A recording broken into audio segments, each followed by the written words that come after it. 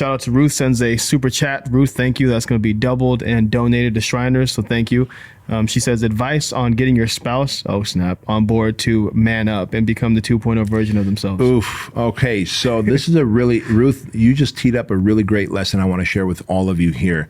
And every single one of you that go on this self-mastery journey, this journey to develop into your 2.0 self, your higher self, if you have a spouse, a significant other, you have a duty to invite them along and to be an example to them. And the reason I say that is at the project, Leighton, you know this, I talk about the 20-point rule, the 20-point spread.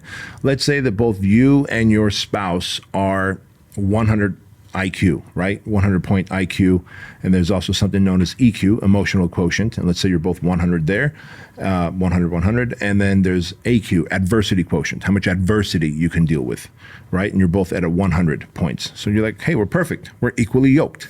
Well, great. And then all of a sudden you take on a self-development and self-mastery journey, and you forget to invite your spouse because no one told you about what I'm about to tell you, which is as you increase your IQ, EQ, and AQ, once it gets to about 20-point spread, so you're 20 points smarter, more emotionally developed, and you're able to deal with more adversity easier, all of a sudden that 20-point spread creates this gap between you and your person, and you're like, fuck, I don't think I know you anymore. I think you're negative, I'm positive. You're a pessimist, I'm an optimist. You're someone who feels like we really can't achieve the successes and financial freedoms we want, and I really believe there's a way to do that.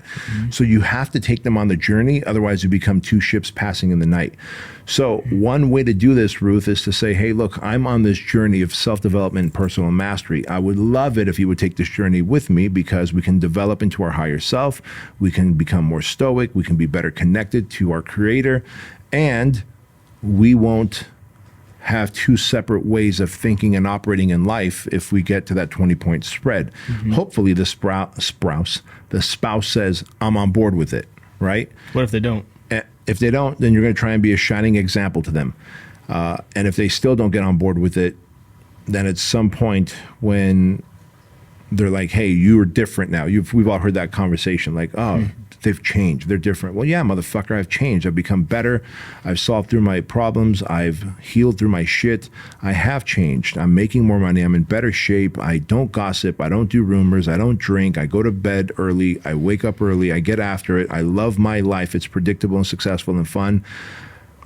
I have changed and you haven't, so peace out. And at some point, sadly, there may end up being a peace out conversation. Well, what about when, let's say, I know you shared before that you said everyone has that one moment, like you talked about the example of an abusive spouse, right?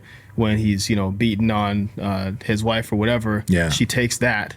Yeah. But then, he leaves his underwear on the floor one day and she flips, she snaps, whatever. Maybe he yells at the kid and that's the moment. So do you just kind of say, okay, well, you'll know when the time is right, or when is enough to you where you'd say, all right, man, if, it's been a year and he's still not putting up with it, or he's still not moving? No, because look, if I've self-developed, but my other half hasn't, but we still get along and everything's fine. Because there's also, like, all of us are also on a personal journey, right? You're a Mormon. You're like a son to me, you're like a brother to me. I don't see you pressing Mormonism on me, and I appreciate that. And guess what? You're a great example of a Mormon. And if I decide to adopt some faith, I may ask you some questions.